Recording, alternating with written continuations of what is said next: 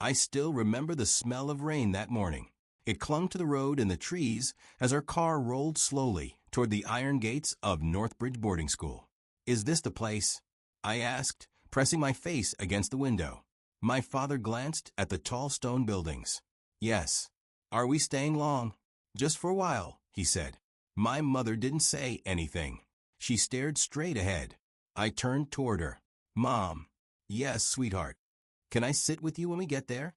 "Of course," she said softly, but she still didn't look at me. The car stopped. Rain tapped lightly against the roof. My father checked his watch. "Come on," he said. "Let's go." I stepped out of the car and looked up at the iron gates. "They're huge," I said. My father took my suitcase from the trunk. "It's a good school," he said. A tall man in a dark coat walked toward us. "Welcome to Northbridge," he said. "You must be Ethan." I nodded. "I'm Headmaster Whitmore." "Nice to meet you," my father said quickly. The headmaster smiled down at me. "Are you excited?" "I think so," I said. My mother finally knelt beside me and fixed my collar. "You'll make lots of friends here," she whispered. "When are we going home?" I asked. "Soon," she said. "How soon?" "Just soon." My father cleared his throat. "We should get inside," he said. The headmaster gestured toward the building. "Follow me." I walked beside my parents across the wet stone path. "Will you stay tonight?" I asked. My father shook his head. "We have to drive back." "Back where?" "Home." "But I want to come too." "You'll visit on holidays," he said. I stopped walking. "But that's far away." My mother hugged me quickly. "Be brave, okay," she whispered. Then she stood up.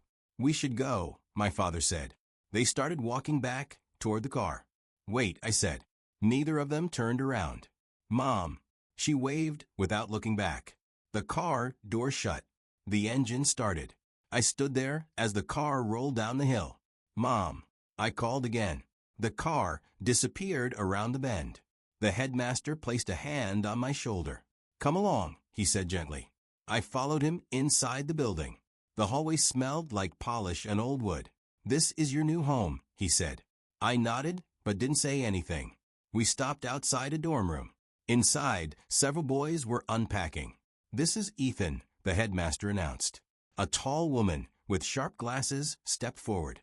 "I'm Mrs. Carter," she said. "Dorm supervisor." "Hello," I said quietly. "You'll follow the rules here," she said. "Lights out at 9. Beds made every morning." "Yes, ma'am." She pointed toward an empty bed. "That one's yours." I carried my suitcase over and sat down. A boy across from me watched silently. After a moment, he walked over. "I'm Daniel," he said. "Hi," I replied. "How old are you?" 9. He nodded slowly. "When did you get here?" I asked. 3 years ago." "That's a long time." He shrugged. "Your parents will visit?" he asked. "Yeah," I said quickly. "Next weekend." Daniel didn't answer. "Right." I continued. He looked down at the floor. "Maybe," he said quietly. Mrs. Carter clapped her hands. "Dinner in 10 minutes." The boys grabbed their coats and left. Daniel waited for me. "Come on," he said. We walked down the hallway together. "Do you like it here?" I asked. "It's fine." "Do the teachers yell a lot?" "Sometimes." I kicked a loose stone on the floor. "My mom said I'll make lots of friends." Daniel didn't respond. "Do you think she's right?" I asked. "Maybe." That night the dorm lights went out at exactly 9. The rain had stopped. I lay in bed staring at the ceiling. "Daniel." I whispered. "Yeah." "My parents will come next weekend." He was quiet for a long time. "Daniel." "I heard you," he said. "They promised." "I know. So I just have to wait." Another long silence filled the room. "Daniel." "Yeah." "Did your parents visit last weekend?" He didn't answer. "Daniel." "I don't remember," he said softly. I turned toward the wall. "They'll come," I whispered. Daniel didn't reply. In the darkness, I listened to the wind outside the dorm windows. And that was the first night I began to understand what loneliness felt like. The first Friday afternoon, I waited by the dorm door long before the mail cart arrived. Daniel walked past me and sighed. "You're waiting again," he said. "Mail comes today," I replied. "It comes every Friday." "I know. So why stand here an hour early? Because maybe my parents wrote. Daniel leaned against the wall. You said that last week. And the week before, I admitted.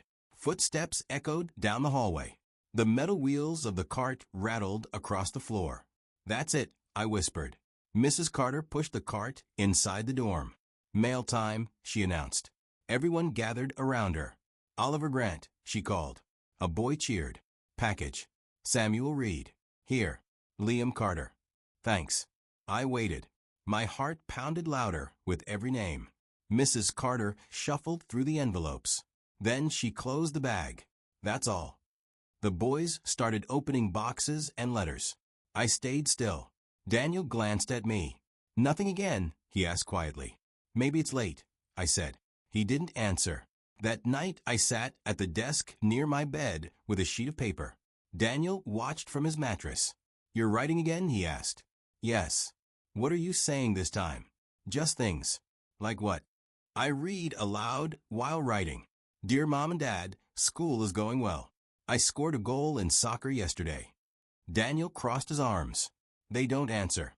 They will. You've written 10 letters. 11, I corrected. He shook his head slowly. You should stop waiting, he said. Why? It hurts less. I kept writing.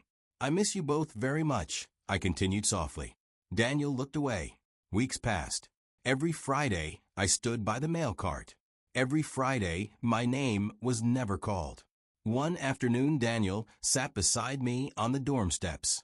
You're doing it again, he said. What? Waiting. Maybe today. Maybe never. I didn't respond. Daniel kicked a pebble across the ground. When was the last time they visited? He asked. The day they dropped me here. That was months ago. They promised holidays. Did they promise letters? I hesitated. No. Then why expect them? Because they're my parents. Daniel studied my face. I used to wait too, he said. What happened?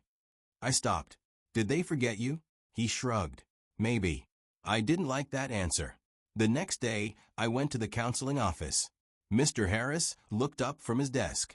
Hello, he said kindly. How can I help you? I have a question. Go ahead. I sat across from him. Do you know if my parents write to the school? His smile faded slightly. What do you mean?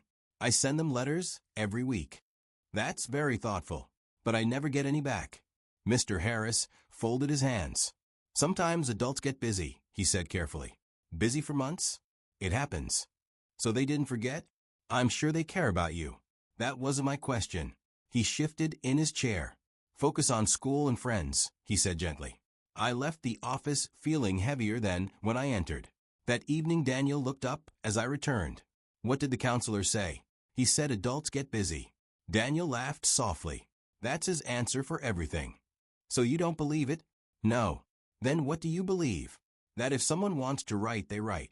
His words stayed in my mind long after the lights went out. A few weeks later, I joined the music club just to try something new. That's where I met Emily. She was practicing piano when I walked into the room. Are you new? She asked. Yeah. I'm Emily. I'm Ethan. She smiled. Do you play anything? No. Then why join music club? I just wanted somewhere quiet. That's fair. I sat beside the piano. You look sad, she said. I'm fine. People who say that usually aren't. I hesitated. My parents don't write, I admitted. How long? Months. Emily tapped a soft chord on the piano. Families always come back, she said. You're sure? Mostly. That doesn't sound confident. She laughed. Okay, maybe not always. Then why say it? Because hope helps. Hope also hurts. She stopped playing and looked at me. You still write to them? Every week. Then you haven't given up. I don't want to.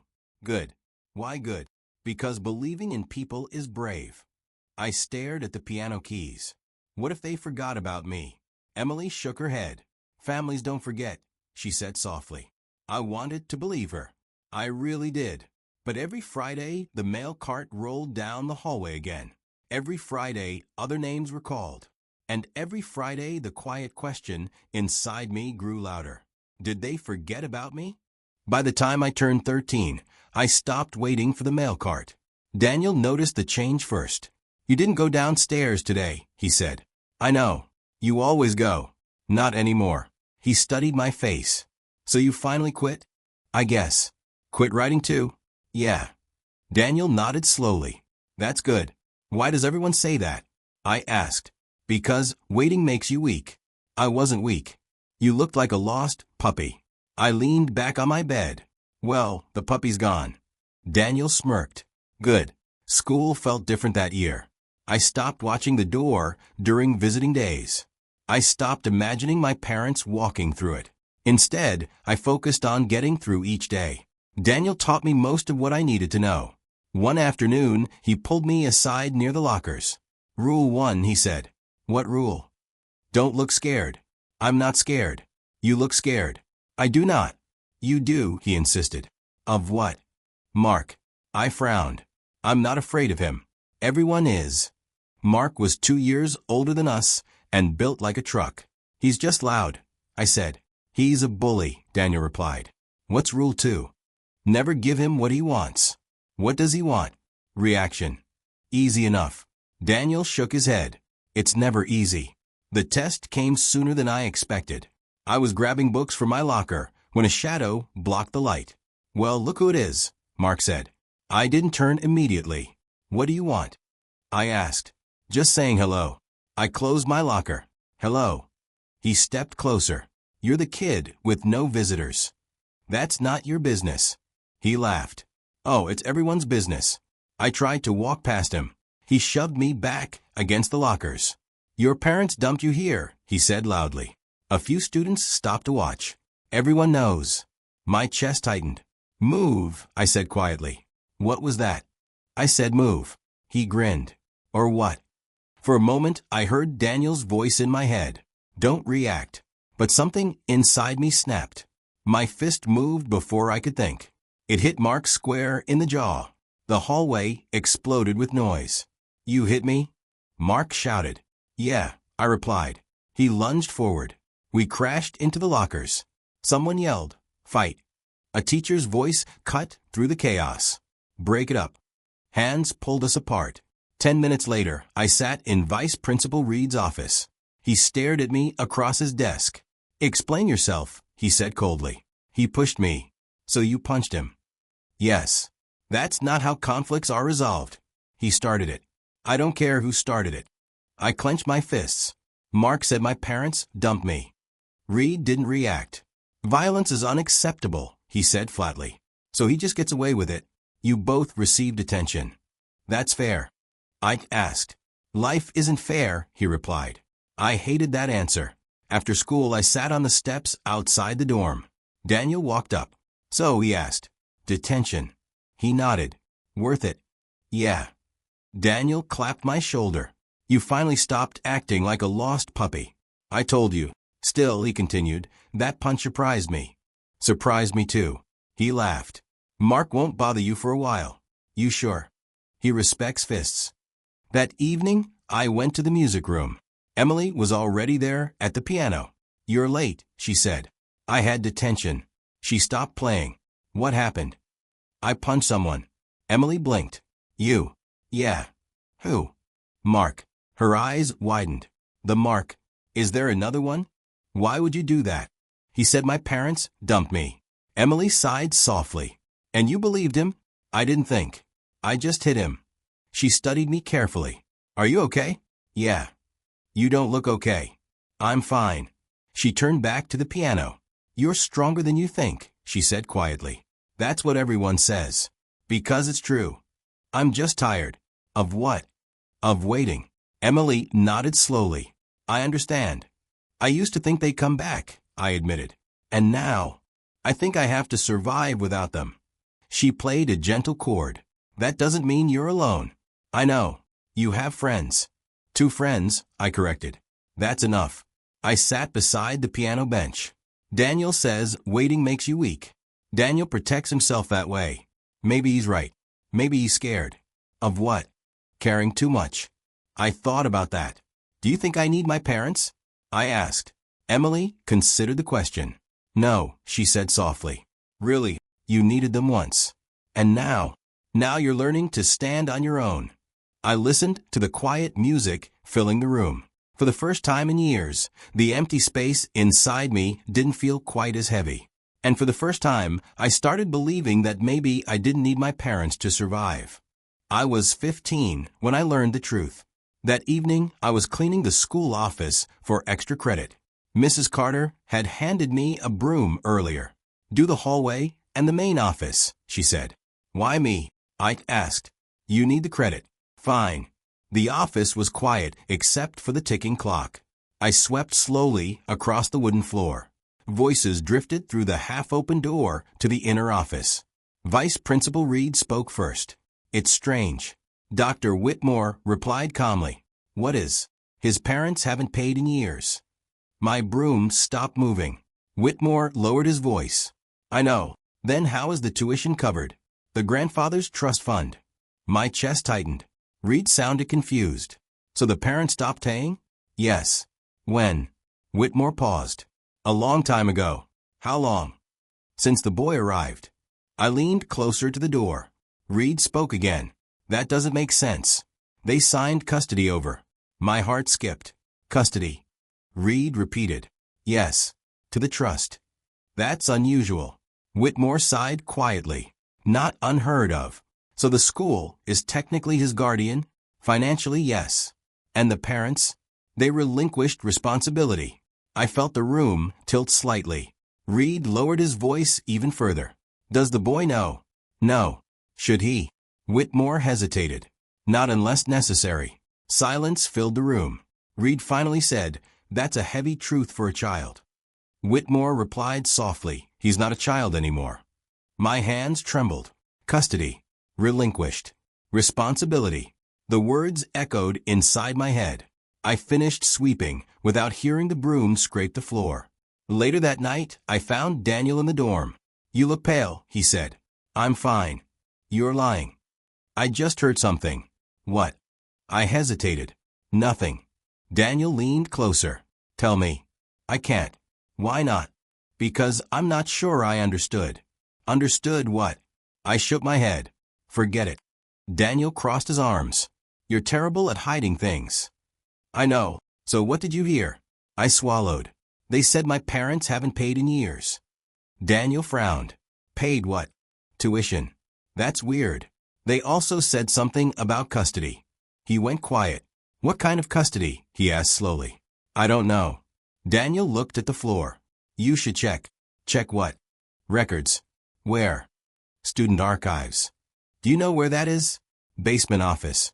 "You've been there?" "Once." "For what?" "Same reason you're thinking." I stared at him.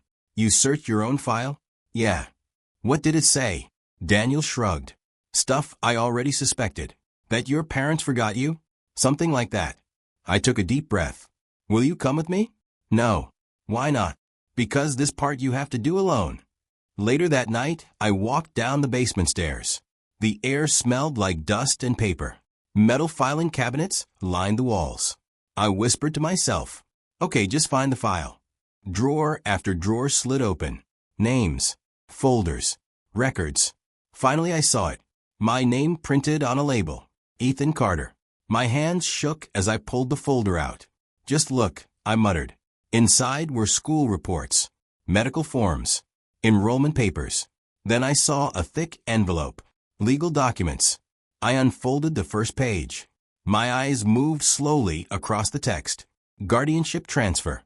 Financial trust agreement. Parent signatures. Date, the same year I arrived. My throat tightened. Transferred guardianship. The words blurred. In accordance with the family trust established by the grandfather. Another line stabbed through me. Parents relinquish custody and financial responsibility. I stared at the signatures. My mother's name. My father's name. Signed clearly. Signed willingly. "Why?" I whispered. No one answered. I closed the folder slowly. The hallway felt colder as I walked upstairs. I didn't go back to the dorm. Instead, I walked straight to the counseling office. Mr. Harris was still inside. He looked surprised. "Ethan, I need to talk." "Of course." I stepped into the room and shut the door. "What's wrong?" he asked. I placed the folder on his desk. "Did you know?" His expression changed immediately. Where did you find that? In the archives. He sighed deeply. I hoped you wouldn't find out like this. So you did know? Yes. For how long? Since you arrived. I stared at him. And you never told me? It wasn't my decision. My parents signed me away. His voice softened. Your grandfather established the trust. That's not what I asked. He rubbed his forehead. Your parents transferred guardianship to the trust. So the school became responsible. Yes. They abandoned me. Mr. Harris didn't answer. Say it, I demanded. They made a difficult decision. That's not the same thing.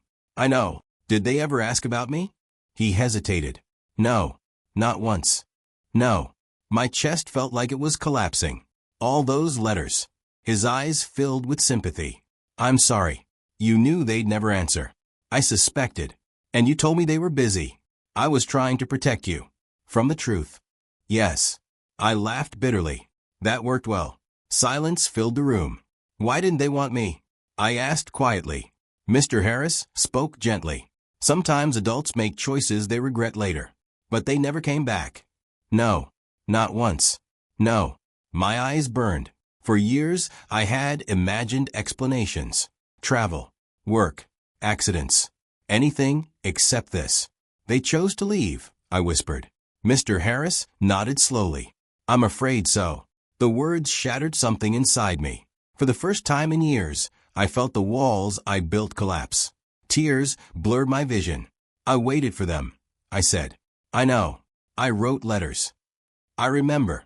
I thought maybe I wasn't patient enough. You were more patient than most adults. I wiped my eyes, but the tears kept coming. I wasn't abandoned, I whispered. I was given away. Mr. Harris leaned forward. You weren't given away, he said gently. You were left somewhere safe. That's the same thing. No, it feels the same. He didn't argue. I sat there crying quietly while the truth settled into my chest like a stone. And for the first time since I was 9 years old, I finally stopped hoping they would come back. The night after I learned the truth, I sat on my bed staring at the dorm ceiling. Daniel noticed immediately. You look like you got hit by a truck, he said. Something like that. He sat across from me. What happened? I hesitated, then said quietly, I found my file. Daniel's expression changed. You went to the archives? Yes. What did it say? I swallowed. They signed me away. Silence filled the room. What do you mean? He asked slowly. They transferred custody to the school trust. Daniel stared at me. So your parents? They didn't just leave me here. They abandoned you, he finished. Yeah. Daniel looked down at the floor for a long moment. Then he said quietly, Then they don't deserve you. I felt something tighten inside my chest. I kept writing them letters. I know. I kept waiting. I know that too. And the whole time they knew. Daniel clenched his jaw. That's cruel. I asked Mr. Harris. What did he say? He said he hoped I wouldn't find out like that. Daniel shook his head. Adults lie when the truth makes them uncomfortable. I believe them. You were 9. I should have realized sooner. No, Daniel said firmly. You shouldn't blame yourself. I stared at my hands. I wasted years waiting. You survived those years, he replied. That's not the same thing. Maybe it is. I didn't answer. Later that evening, I went to the music room. Emily was sitting at the piano again. You're quiet tonight, she said. I found something out. What? My parents signed away custody. She stopped playing. What do you mean? They gave legal guardianship to the school trust. Her eyes widened. They abandoned you? That's the word. Emily shook her head slowly. There has to be another explanation. There isn't. Maybe something happened. Nothing happened. Maybe they couldn't take care of you. They could. How do you know? Because they chose not to. Emily leaned forward. Families don't just give up on their kids. Mine did. You don't know the whole story. I know enough. She looked frustrated. I just don't want you to hate them. I don't hate them. What do you feel? Nothing. That's worse. Maybe. Emily sighed. You waited for them for years. I know. That hope meant something. It meant I was wrong. She looked at me carefully. What will you do now? I'm done waiting. What does that mean? It means I stopped living for people who left. Emily didn't speak for a moment. Then she asked quietly, "Are you sure that's what you want?" "Yes." That night, I returned to the dorm and opened the small box under my bed. Daniel watched me. "What's in there?" he asked. "My letters." "All of them." "Yeah." "You kept copies?" "Every one." He raised an eyebrow. "That's a lot of paper." I pulled the stack out slowly. Each page held words I had written to parents who never answered. Daniel looked at the pile. "What are you doing with them?" "I'm getting rid of them." "How?" "You'll see." We walked downstairs to the common room. The fireplace was still burning. Daniel crossed his arms. "You sure about this?" "Yes." I held the first letter above the flames. My voice trembled slightly as I read the opening line. "Dear Mom and Dad, I scored a goal today." Daniel said nothing. I dropped the paper into the fire. The edges curled instantly. One by one, I fed the letters into the flames. "Dear Mom and Dad, I miss you." Another page burned. "Dear Mom and Dad, maybe you're busy." Another. "Dear Mom and Dad, please write back." Daniel watched quietly. When the last letter disappeared into the fire, he asked softly, "How do you feel?" I stared into the flames. "Lighter." "Like a chain broke?" "Exactly." Daniel nodded. "Good." The next months felt different. I stopped wondering about the past. Instead, I focused on school. One afternoon, Dr. Whitmore called me into his office. "Sit down," he said. I took the chair across from him. "Is something wrong?" "Quite the opposite." "What do you mean?" "I've noticed your progress." "In class?" "In everything." I stayed quiet. "You've become disciplined," he continued. "I'm trying. Your teachers speak highly of you." "That's good to hear." He leaned forward. "I want to offer you a position." "What kind?" "Student council leadership." I blinked. "Me?" "Yes." "Why?" "Because you've earned it." I thought about the boy who once waited by the mail cart every Friday. "That's unexpected," I admitted. Whitmore smiled slightly. "Sometimes hardship builds strong people." "Maybe. So will you accept?" "Yes." When I left his office, Daniel was waiting in the hallway. "What did the headmaster want?" he asked. "He made me student council leader." Daniel grinned. "Look at you. Feels strange. Feels earned." Later that evening, I told Emily. "That's amazing," she said. "It's just responsibility. It's also recognition." "Maybe." Emily smiled warmly. "You're building your own life now." I nodded slowly. For the first time since I was 9 years old, my future didn't feel like something I was waiting for. It felt like something I was creating. And for the first time, my future finally belonged to me. SC. My final year at Northbridge was supposed to feel peaceful. Instead, it brought the one thing I thought would never happen. A letter arrived with my name on it. It happened on a Friday afternoon. The mail cart rolled into the dorm hallway, as usual. I barely looked up from the table. Daniel nudged my shoulder. "Mail's here." "I see it." "You don't care anymore?" "Not really." Mrs. Carter began calling names. Oliver Grant. Samuel Reed. Liam Carter. I kept reading my book. Then she paused. Ethan Carter. My head lifted instantly. "Me?" I asked. "Yes," she replied, holding up a white envelope. I walked over slowly.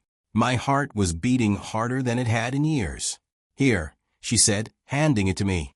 "Thanks." Daniel followed me back to the table. "Who's it from?" he asked. I stared at the handwriting. "I don't know." "You going to open it?" "I'm thinking." "Thinking what?" "What if it's them?" Daniel's expression hardened. "Your parents." "Maybe." "You haven't heard from them in 6 years." "I know. So why now?" "I don't know." I sat there for a long moment. Daniel crossed his arms. "Well." I slid my finger under the envelope and opened it. My hands trembled as I unfolded the paper.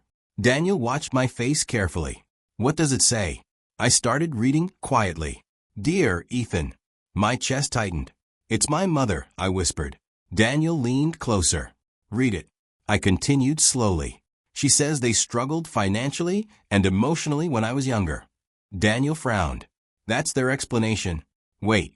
I read another line. "She says sending me to boarding school was the best option." Daniel laughed bitterly. "That's convenient." "There's more." "What?" "They thought it would give me opportunities." "And silence for 6 years." She doesn't explain that. Of course not. I stared at the page. She says they hope I understand. Daniel shook his head. You do understand. What do you mean? They abandoned you. I folded the letter slowly. That's not the word she used. Because it makes her look bad. I know. Daniel leaned forward. So what now? I don't know. Later that evening, I went to the music room. Emily looked up as I entered. You look shaken, she said. I got a letter. From who? My mother. She blinked in surprise. After all this time? Yeah. What did she say? I handed her the paper. Read it. She scanned the page carefully. She says they were struggling. That's her explanation. Emily looked thoughtful. Maybe they were. Maybe. She says sending you here was the best option. That's the line I can't stop thinking about. Emily placed the letter down. How do you feel? Angry. That makes sense. And confused. That also makes sense. I waited years for a single word. And now you have one. One page. Emily spoke gently. Maybe they want to fix things. I laughed quietly. Fix 6 years of silence. It's possible. Is it? People make mistakes. This wasn't a mistake. What was it then? A choice. Emily sighed softly. You don't have to forgive them. I'm not ready to. But you could talk to them. Why? To understand. I already understand. Maybe there's more to the story. Maybe. Emily studied me carefully. Are you going to reply? I haven't decided. That night Daniel sat beside me in the dorm. You still thinking about it? He asked. Yeah. What does Emily think? She thinks maybe they want to fix things. Daniel snorted. Too late. That's exactly what you'd say. Because it's true. Maybe people change. After 6 years? I don't know. Daniel leaned back against the wall. Listen, he said. I'm listening. You built your life without them. I did. You survived. Yeah. So why let them back in now? I didn't answer immediately. Daniel watched me carefully. You're wondering if they deserve another chance, he said. Maybe. And I don't know. He sighed. I hate seeing you doubt yourself. I'm not doubting myself. Then what are you doing? Trying to understand. Daniel shook his head. Sometimes the answer is simple. What answer? They left. That's the part one can't forget.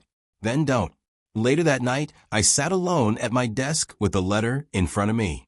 I read it again. Dear Ethan, we struggled financially and emotionally. Sending you to boarding school felt like the best option. I traced the handwriting slowly. So that's it, I whispered. 6 years of silence explained in a single paragraph. I imagined writing back. Why didn't you visit? Why didn't you answer my letters? Why didn't you come back? The questions crowded my mind. But another thought kept rising above them. If they truly wanted me back, why wait 6 years? I folded the letter carefully. For days the question stayed with me. Should I respond? Should I confront them? Should I finally demand answers? Emily believed reconciliation was possible. Daniel believed it was too late.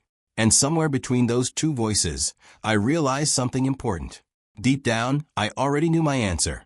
My final year at Northbridge was supposed to feel peaceful.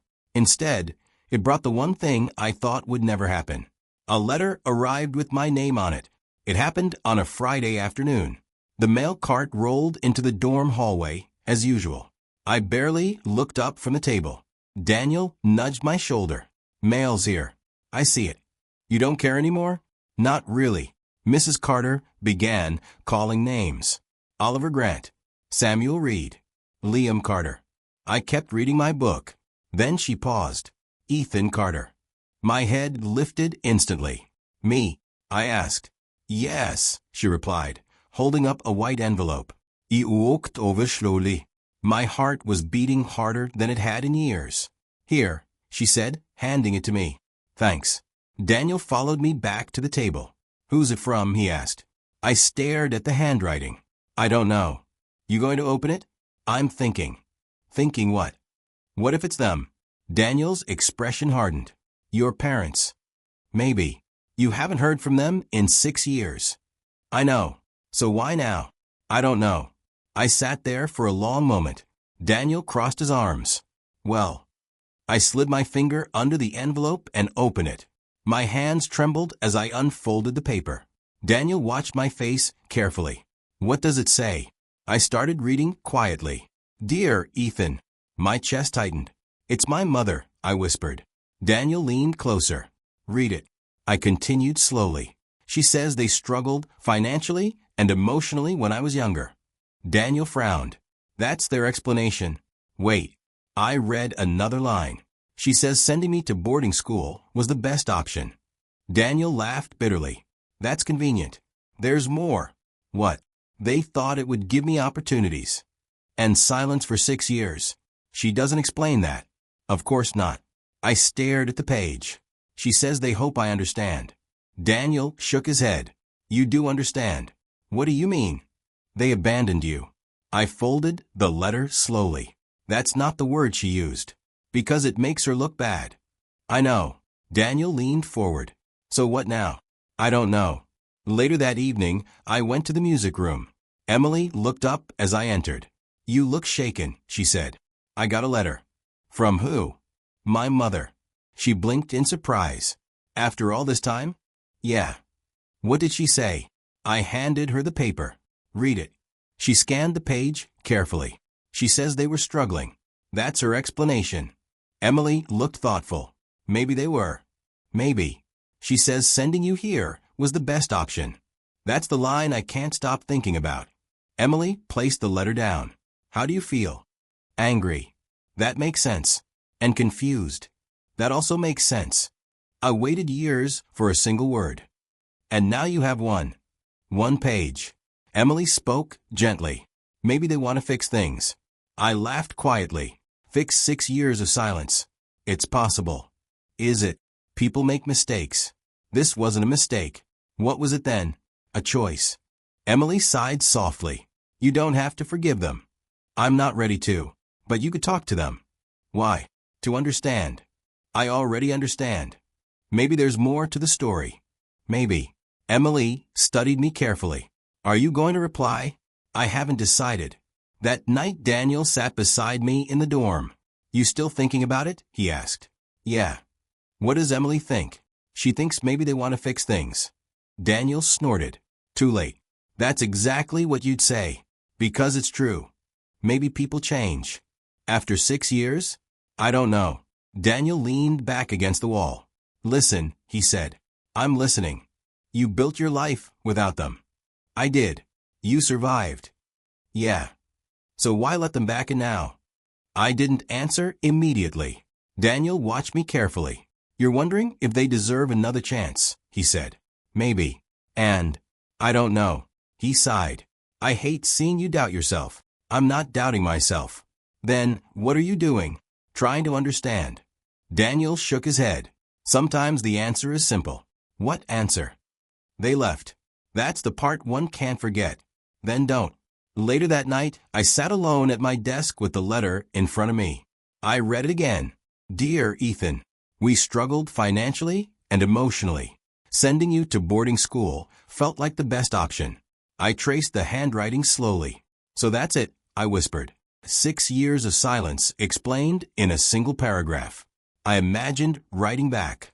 Why didn't you visit? Why didn't you answer my letters? Why didn't you come back? The questions crowded my mind. But another thought kept rising above them. If they truly wanted me back, why wait 6 years? I folded the letter carefully. For days the question stayed with me. Should I respond? Should I confront them? Should I finally demand answers? Emily believed reconciliation was possible. Daniel believed it was too late. And somewhere between those two voices, I realized something important. Deep down, I already knew my answer. Graduation day arrived faster than I expected. The campus felt louder than usual. Families filled the courtyard with flowers, cameras, and proud smiles. I stood near the auditorium entrance, adjusting my graduation gown. Daniel walked up beside me. You ready? He asked. I guess. He looked around at the crowd. Feels weird seeing so many parents here. Yeah. You nervous? Not really. He studied my face. You sure?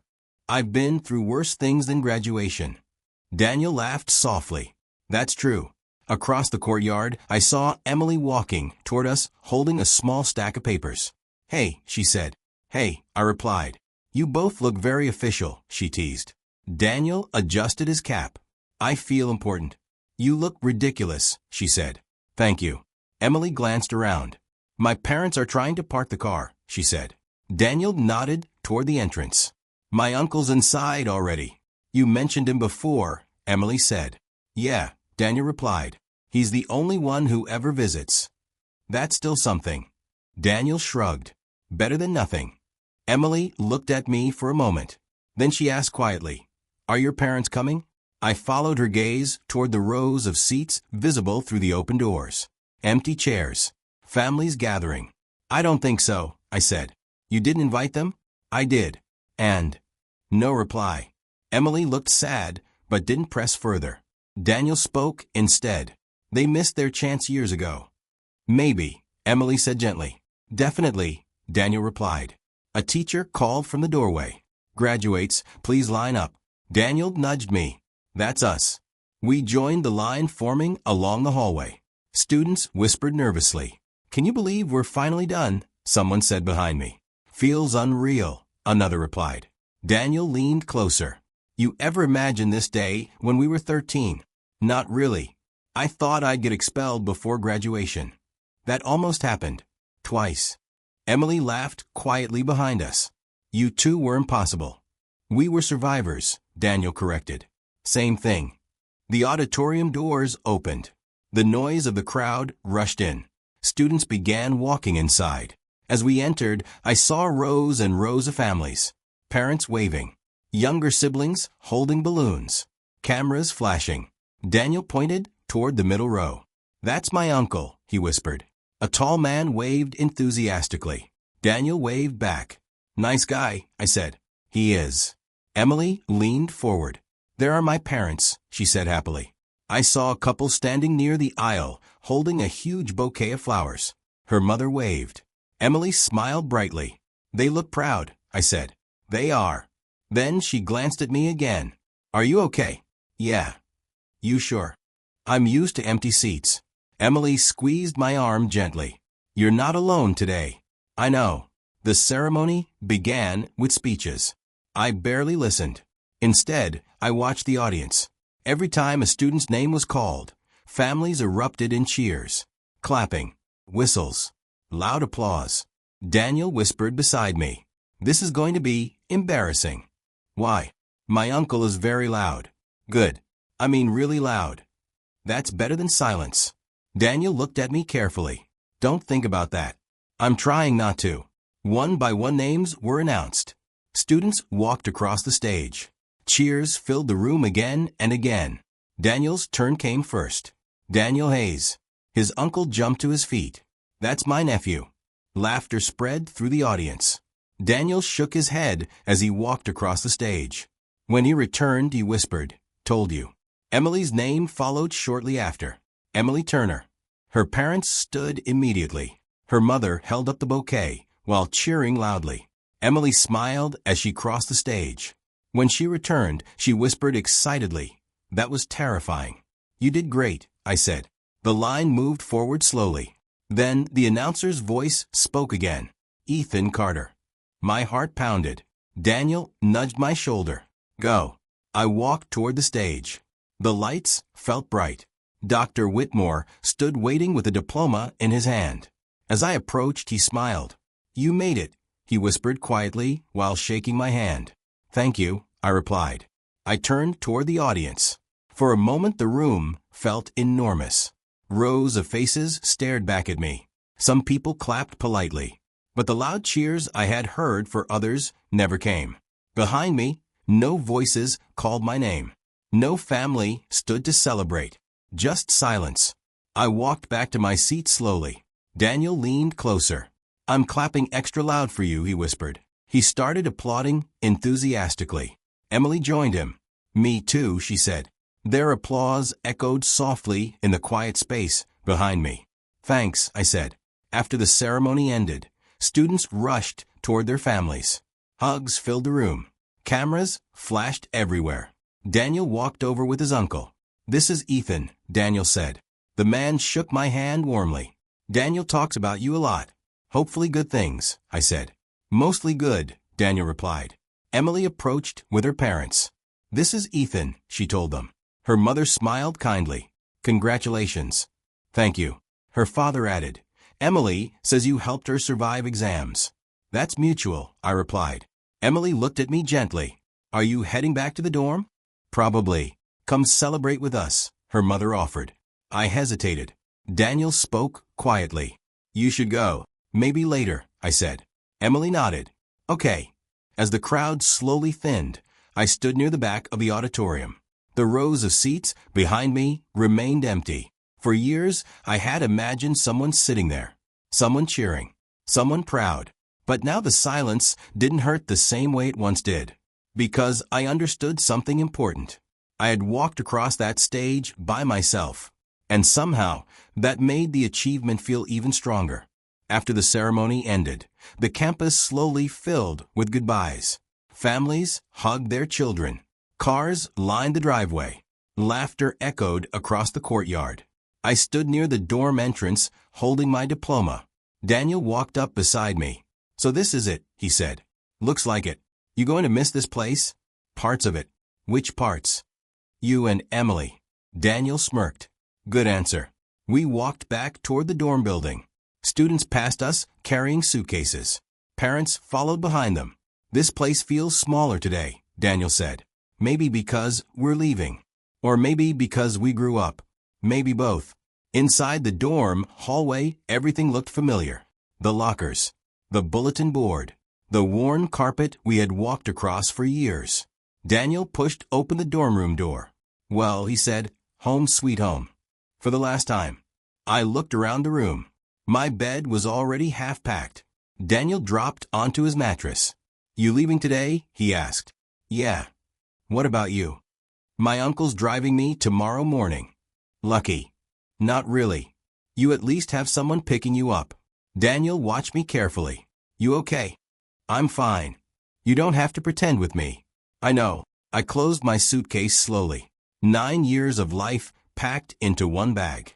Daniel sat up. Hard to believe we came here as kids. We were 9. You cried the first night. You remember that? Of course. That's embarrassing. It's human. I zipped the suitcase. I waited for my parents for years, I said quietly. Daniel nodded. I remember. But I'm not that kid anymore. No, he said firmly. You're not. He stood and walked over to me. Whatever happens next, he said, placing a hand on my shoulder. You're not the kid they abandoned anymore. His words stayed with me for a moment. Thanks, I said. You earned your strength. I had help. Daniel shrugged. That's what friends are for. A soft knock sounded on the door. Emily stepped inside. You two still packing? She asked. Almost done, I replied. She looked around the room. It feels strange seeing everything empty. Yeah, Daniel said. Like a chapter ending. Emily walked closer. I wanted to say goodbye properly. You're not leaving today? I asked. My parents are staying in town tonight. Daniel grabbed his bag. I'll give you 2 minutes. You don't have to leave, Emily said. I'm grabbing a drink downstairs, he replied. After he left, Emily sat on the edge of my bed. You really are leaving today? She asked. Yeah. What's your plan? College in the fall. And until then, work. Figure things out. She nodded slowly. I'm going to miss you. I'll miss you too. Emily wiped at her eyes. I promised myself I wouldn't cry. You're doing a bad job so far. She laughed through her tears. Promise you'll visit, she said. I promise. And answer your phone. I will. And don't disappear for 6 years. I definitely won't. She stood and hugged me tightly. Take care of yourself, she whispered. You too. Daniel returned a few minutes later. Ready? He asked. Yeah. We walked together down the hallway. Each step echoed louder than usual. At the dorm entrance, Daniel stopped. Well, he said, this is goodbye. Not forever. Of course not. He pulled me into a quick hug. Stay out of trouble, he said. You too. Emily hugged me again. Don't forget us, she said. Impossible. I picked up my suitcase and walked toward the main path. The iron gates stood ahead of me. The same gates my parents drove through 9 years earlier. Daniel called out behind me. Hey. I turned around. "You made it," he said. I nodded. Then I walked forward. The gravel crunched under my shoes. When I reached the gates, I paused for a moment. The road stretched ahead quietly. No parents waiting. No familiar car parked nearby. Just an open path leading away from the school that had been my home. I took a deep breath. For years, I had stood on the other side of those gates hoping someone would return, hoping someone would come back for me. But now that hope was gone. And strangely, the absence of it felt peaceful. I stepped through the gates and onto the road. The future waited somewhere ahead. And for the first time in my life, I realized something important. I wasn't waiting for anyone anymore.